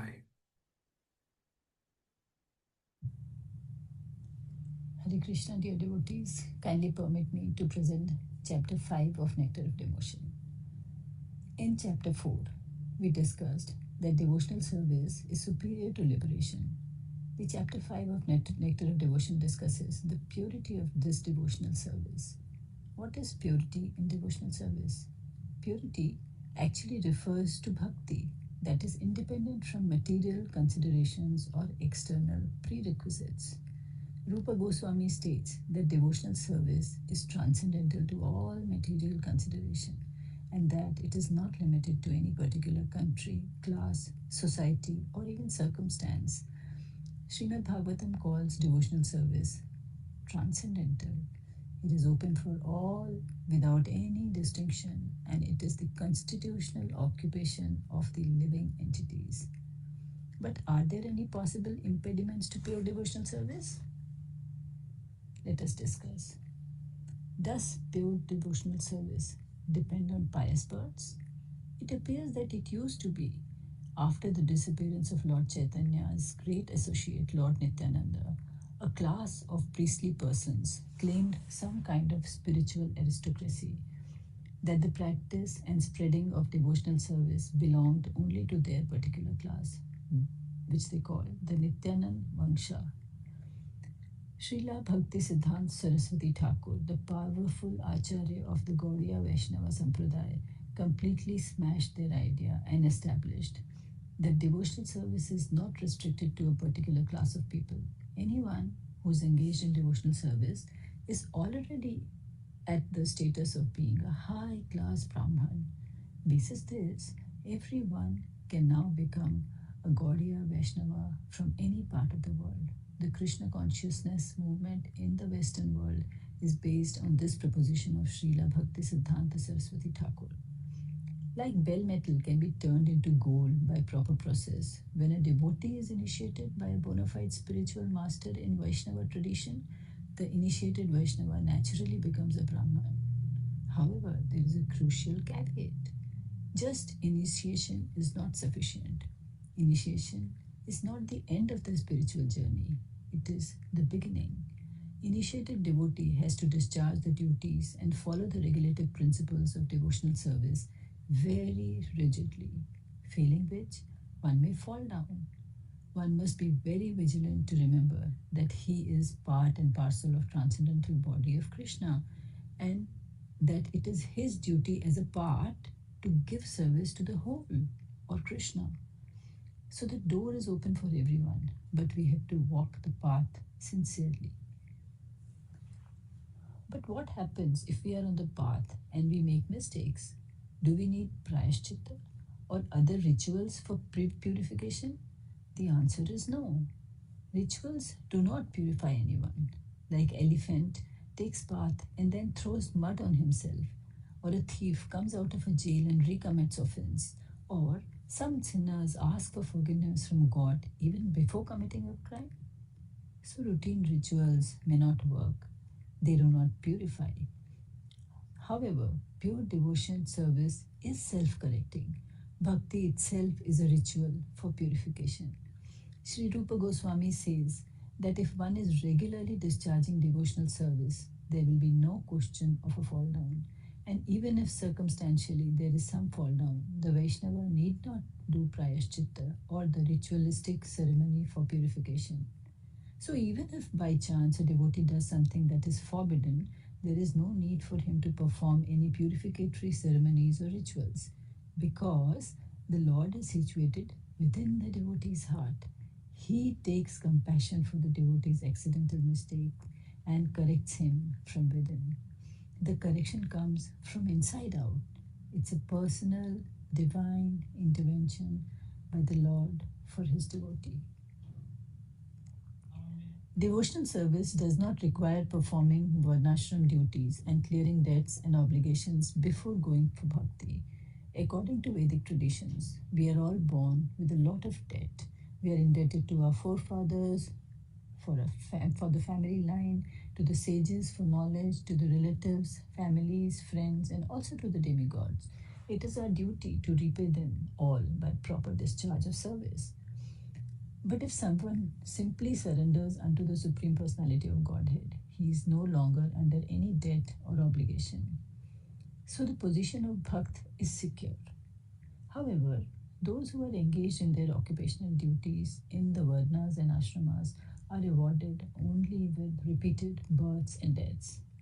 In Srimad Bhagavatam, the Lord says to Uddhava that any person who takes shelter of me, surrenders and follows my instructions, giving up all occupational duties, is to be considered the first-class man. But does the Lord give protection to such a devotee? Yes, he does.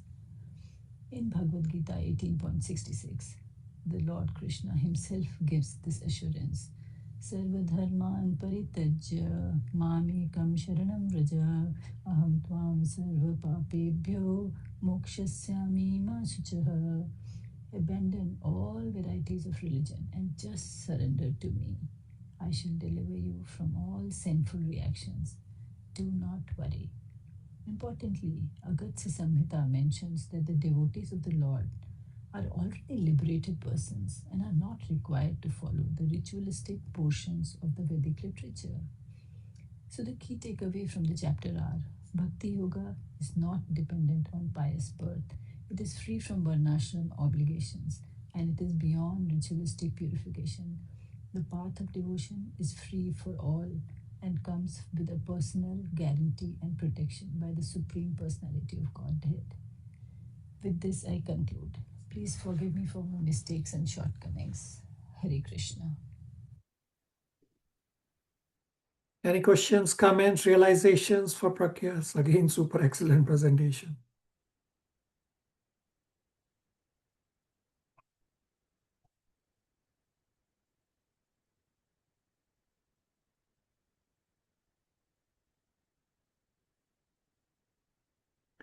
All right, Pragya has already done a very good presentation of chapter 5. Let me also quickly summarize in essence of time.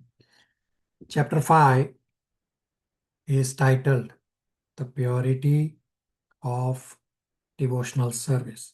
So the title says Purity of Devotional Service. Purity means purely independent. Devotional service is purely independent. Devotional service is not dependent on any material consideration. Every other process of self-realization other than Bhakti Yoga is dependent on external circumstances. Jnana Yoga requires a peaceful, renounced disposition and highly developed intellect. Ashtanga Yoga demands many rigid prerequisites that only a sannyasi can even begin to adopt. Karma Kanda is also dependent on external circumstances. A yajna cannot be successful unless the time, place, and ingredients are flawless. Only Bhakti Yoga is completely pure, free from any dependence on external prerequisites. That is why Srila Prabhupada calls chapter 5 as the purity of devotional service. Purity refers to purely independent. So how bhakti is not dependent on good birth or past birth, not dependent on rituals for purification, not dependent on varnashram. So pious birth, although generally considered disqualification from the path of self-realization, low birth does not impede the execution of devotional service. In terms of rituals for purification, that fall down means one cannot follow the 4 regulative principles or does other immoral behaviors. In path of karma kanda, when one falls down, one has to do prashchit, and only after such atonement one becomes purified. In bhakti, separate atonement is not required. Continuation of bhakti is itself atonement. It's not that atonement is not required, but bhakti itself is atonement. If fall down happens, then one has to simply intensify his devotional service. So devotional service is prayashit itself. In Srimad Bhagavatam, Canto 6, the theme is that Parikshit Maharaj is asking, what is the purpose of atonement if it does not purify? The response is that purification is only possible by the process of bhakti. For Varnashram, continuing bhakti is not dependent on wanting to purify yourself by some other process or through Varnashram.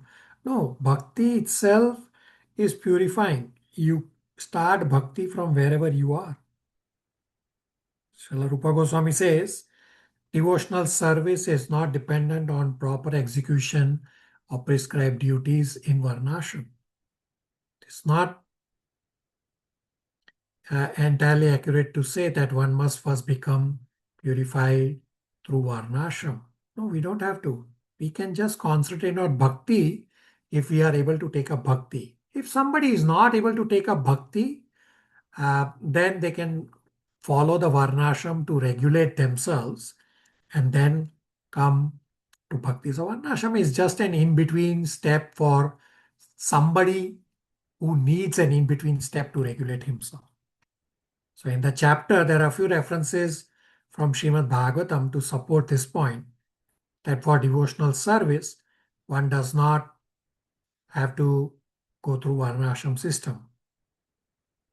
Now, if Varnashram system is followed properly, so yes, it can help. So it's not a black and white answer, but it can help, but it's not necessarily required for anyone to go through the Varnashram system. Conclusion is inspirational that Bhakti Yoga is completely independent and self-sufficient. No material impediment should discourage one from the path of surrender to Supreme Lord. That's a quick summary of chapter 5. Questions, comments, realizations? All right, let's read chapter 5 faster pace. Abhishek Prabhu will start from the start. Number paragraphs as 1 to 3. Abhishek Prabhu will read the first 8 paragraphs up to middle of page 49. Hare Krishna Prabhuji. Chapter 5, the purity of devotional service. All the previous instructions imparted by Srila Rupa Goswami in his broad statements can be summarized thus. As long as one is materially inclined or desirous of merging into the spiritual effulgence, one cannot enter into the realm of pure devotional service. Next, Rupa Goswami states that devotional service is transcendental to all material considerations and that it is not limited to any particular country, class, society, or circumstance. As stated in Srimad Bhagavatam, devotional service is transcendental and has no cause. Devotional service is executed without any hope for gain, and it cannot be checked by any material circumstances. It is open for all, without any distinction, and it is the constitutional occupation of the living entities. In the Middle Ages, after the disappearance of Lord Chaitanya's great associate Lord Nityananda, a class of priestly persons claimed to be the descendants of Nityananda, calling themselves the Goswami caste. They further claimed that the practice of spreading devotional service belonged only to their particular class, which was known as Nityananda Vamsha. In this way, they exercised their artificial power for some time, until Srila Bhakti Siddhanta Saraswati Thakur, the powerful Acharya of the Gaudiya Vaishnava Sampradaya, completely smashed their idea. There was a great hard struggle for some time, but it was turned out successfully. And it is now correctly and practically established that devotional service is not restricted to a particular class of men. Besides that, anyone who is engaged in devotional service is already at the status of being a high-class Brahmana. So Srila Bhakti Siddhanta Saraswati Thakur's struggle for this movement has come out successful. It is on the basis of his position that anyone can now become a Gaudiya Vaishnava from any part of the world or any part of the universe. Anyone who is a pure Vaishnava is situated transcendentally, and therefore the highest qualification in the material world, namely, to be in the mode of goodness, has already been achieved by such a person.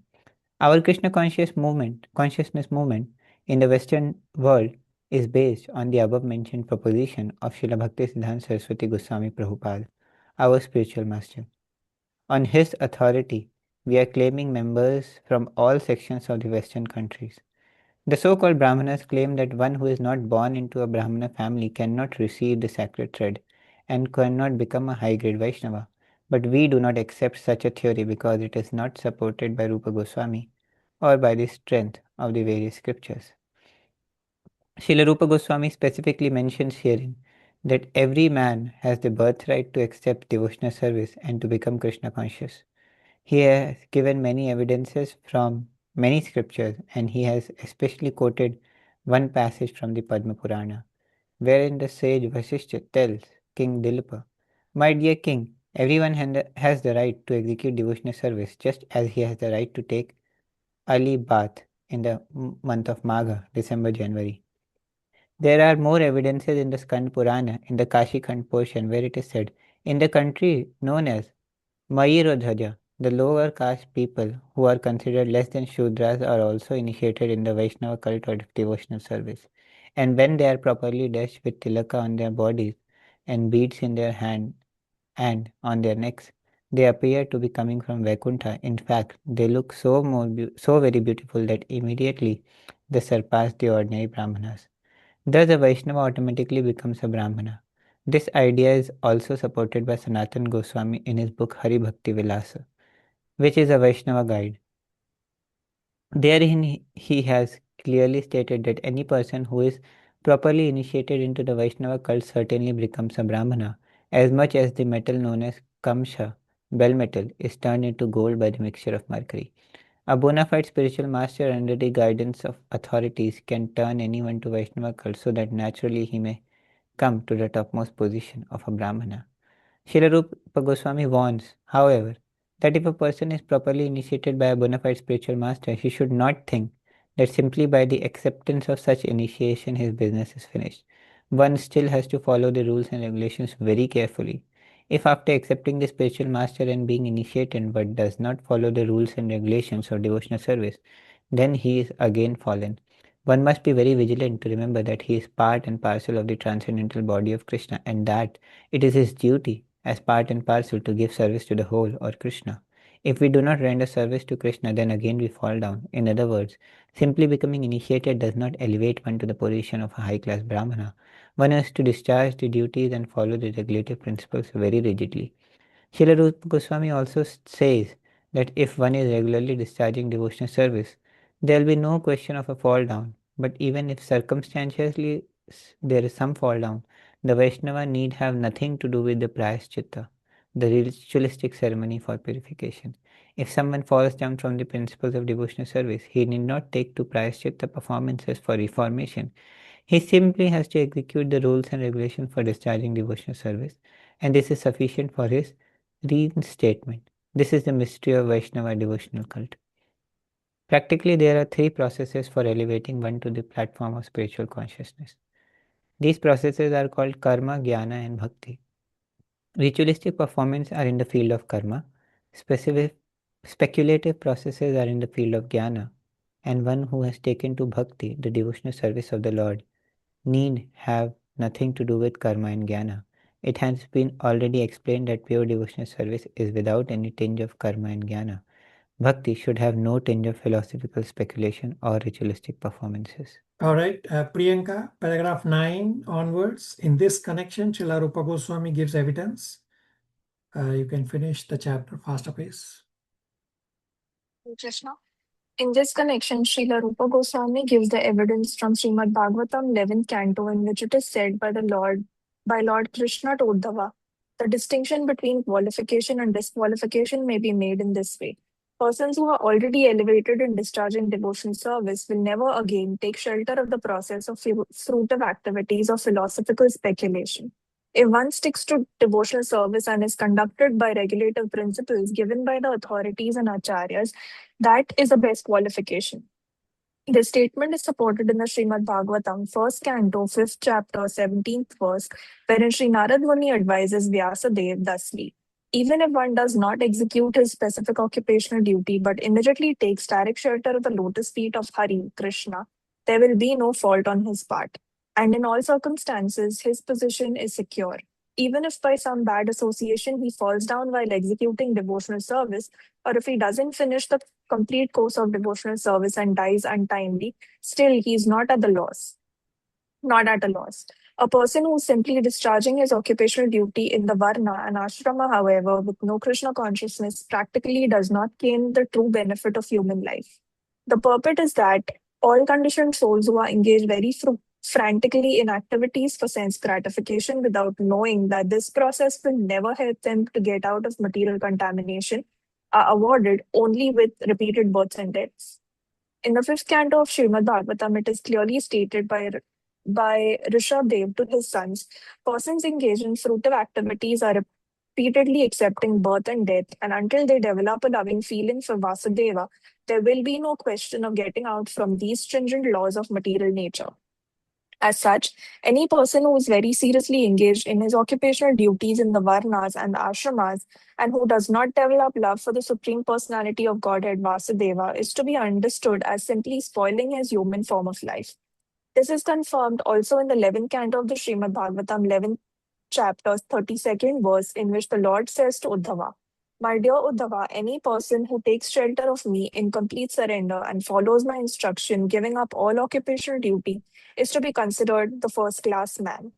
In this statement of the Supreme Personality of Godhead, it is understood that people who are generally attracted to the philanthropic, ethical, moral, altruistic, political, and social welfare activities may be considered nice men only in the calculation of the material world. From Srimad Bhagavatam and other authentic Vedic scriptures, we learn further that if a person simply acts in Krishna consciousness and discharges devotional service, he is considered to be far, far better situated than all those persons engaged in philanthropic, ethical, moral, altruistic, and social welfare activities. The same thing is still more emphatically confirmed in the Srimad Bhagavatam, 11th canto, 5th chapter, 37th verse, in which Karabhajana Muni addresses Maharaj Nini as follows. My dear king, if somebody gives up his occupational duties as they are prescribed for the different varnas and ashramas, but takes complete shelter, surrendering himself under the lotus feet of the Lord, such a person is no more a debtor, nor has he any obligation to perform the different kinds of activities we render to the great sages, ancestors, living entities, and family and society members. Neither has he any need to bother executing the 5 kinds of yajna, sacrifices, for becoming free from sinful contamination. Simply by discharging devotional service, he is freed from all kinds of obligations. The purport is that as soon as a man takes his birth, he is immediately indebted to so many sources. He is indebted to the great sages because he profits by reading their authoritative scriptures and books. For example, we take advantage of the books written by Vyasadeva. Vyasadeva has left for us all the Vedas. Before Vyasadeva's writing, the Vedic literature was simply heard, and the disciples would learn the mantras quickly by hearing and not by reading. Later on, Vyasadeva thought it wise to write down the Vedas because in this age, people are short-memoried and unable to remember all the instructions given by the spiritual master. Therefore, he left all Vedic knowledge in book form such as Puranas, Vedanta, Mahabharata, and Srimad Bhagavatam. There are many other sages like Shankaracharya, Gautam Muni, Narad Muni, etc., to whom we are indebted because we take advantage of their knowledge. Similarly, we are obliged to our forefathers because we take our birth in a particular family where we take all advantage and inherit property. Therefore, we are indebted to the forefathers and have to offer them pinda, prasadam, after they are dead. Similarly, to the people in general, we are also indebted as well as to our relatives, friends, and even animals such as cows and dogs who render us so much service. In this way, we are indebted to the demigods, to the forefathers, to the sages, to the animals, and to the society in general. It is our duty to repay them all by proper discharge of service. But by the one stroke of devotional service, If someone gives up all obligation and simply surrenders unto the Supreme Personality of Godhead, he is no longer a debtor nor obliged to any other source of benefit. In the Bhagavad Gita also, the Lord says, give up all your occupations and just become surrendered to me. I give you assurance that I shall give you protection from all sinful reactions. One may think that because he's surrendering unto the Supreme Personality of Godhead, he will not be able to perform all of his other obligations. But the Lord says repeatedly, don't hesitate, don't consider that because you are giving up all other engagements, there will be some flaw in your life. Don't think like that. I will give you all protection. That is the assurance of Lord Krishna in the Bhagavad Gita. There is additional evidence in the Agastya Samhita. As the regulative principle of scriptures are not required by a liberated person, similarly, a person who is engaged duly in the service of Lord Ramchandra is also not required to discharge the ritualistic principles which are indicated in the Vedic supplementaries. In other words, the devotees of Lord Ramachandra or Krishna are already liberated persons and are not required to follow all the regulative principles mentioned in the ritualistic portions of the Vedic literature. Similarly, in the 11th canto of the Srimad Bhagavatam, 5th chapter, Karabhajana Muni addresses King Nimi and says, my dear king, a person who has given up the worship of the demigods and has completely concentrated his energy in the devotional service of the Supreme Personality of Godhead has become very, very dear to the Lord. As such, if by chance or mistake he does something which is forbidden, there is no need for him to perform any purificatory ceremonies, because the Lord is situated within his heart. He takes compassion for the devotee's accidental mistake and corrects him from within. It is also confirmed in the Bhagavad Gita in many places that the Supreme Personality of Godhead, Krishna, takes a special interest in his devotee and declares emphatically that nothing can cause his devotees to fall down. He is always protecting them. Hare Krishna. Very good. Questions, comments, realizations?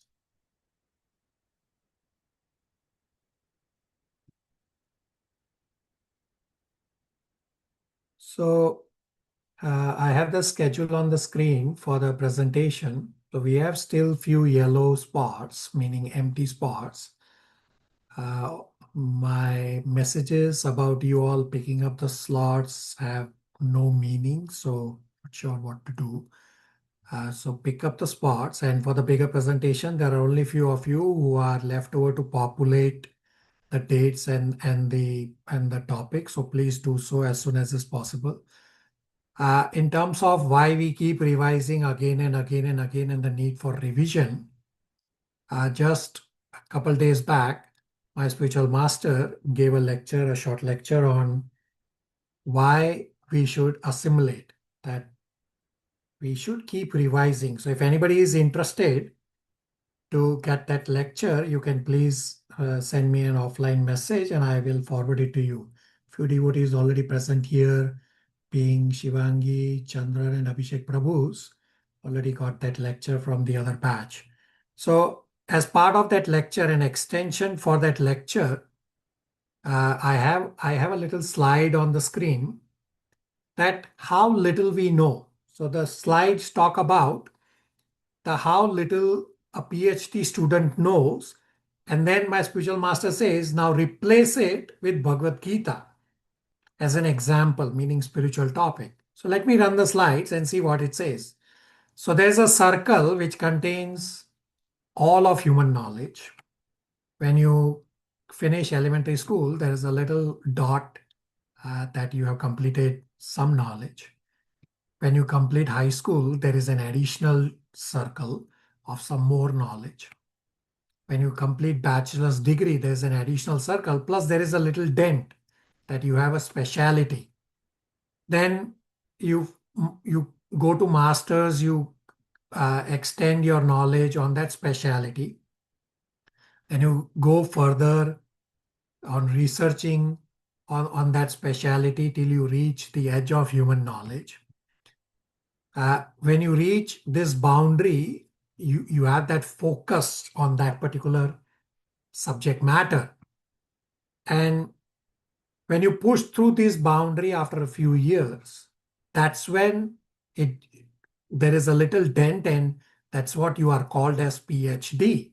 So when one is a PhD, when you have that little additional dent. For you, the world is different because you will have lot of knowledge for that one particular subject matter. But then don't forget the bigger picture, that you have so much blank space. Yes, you have a little dent, which is PhD. And Guru Maharaj says PhDs may know one topic in greater detail, but they know so very little. Means we all also know so very little. And my Guru Maharaj says with these slides, he says, now replace it with Bhagavad Gita. There is so much to know. And therefore, we need to keep revising again and again. And in the lecture, my spiritual master references His Grace Chaitanya Chandas, that His Grace Chaitanya Chandas sends out messages on Bhagavad Gita every day. But before sending out, he is thinking 24 hours about Bhagavad Gita. We assemble once a week for a couple hours.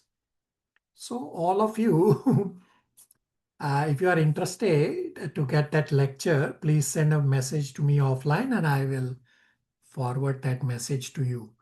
My last request to all of you, those who are listening to batch 6 and 7 Bhagavad Gita revision recordings, the last class recording that I sent from last Friday, well, some of you are listening to those recordings.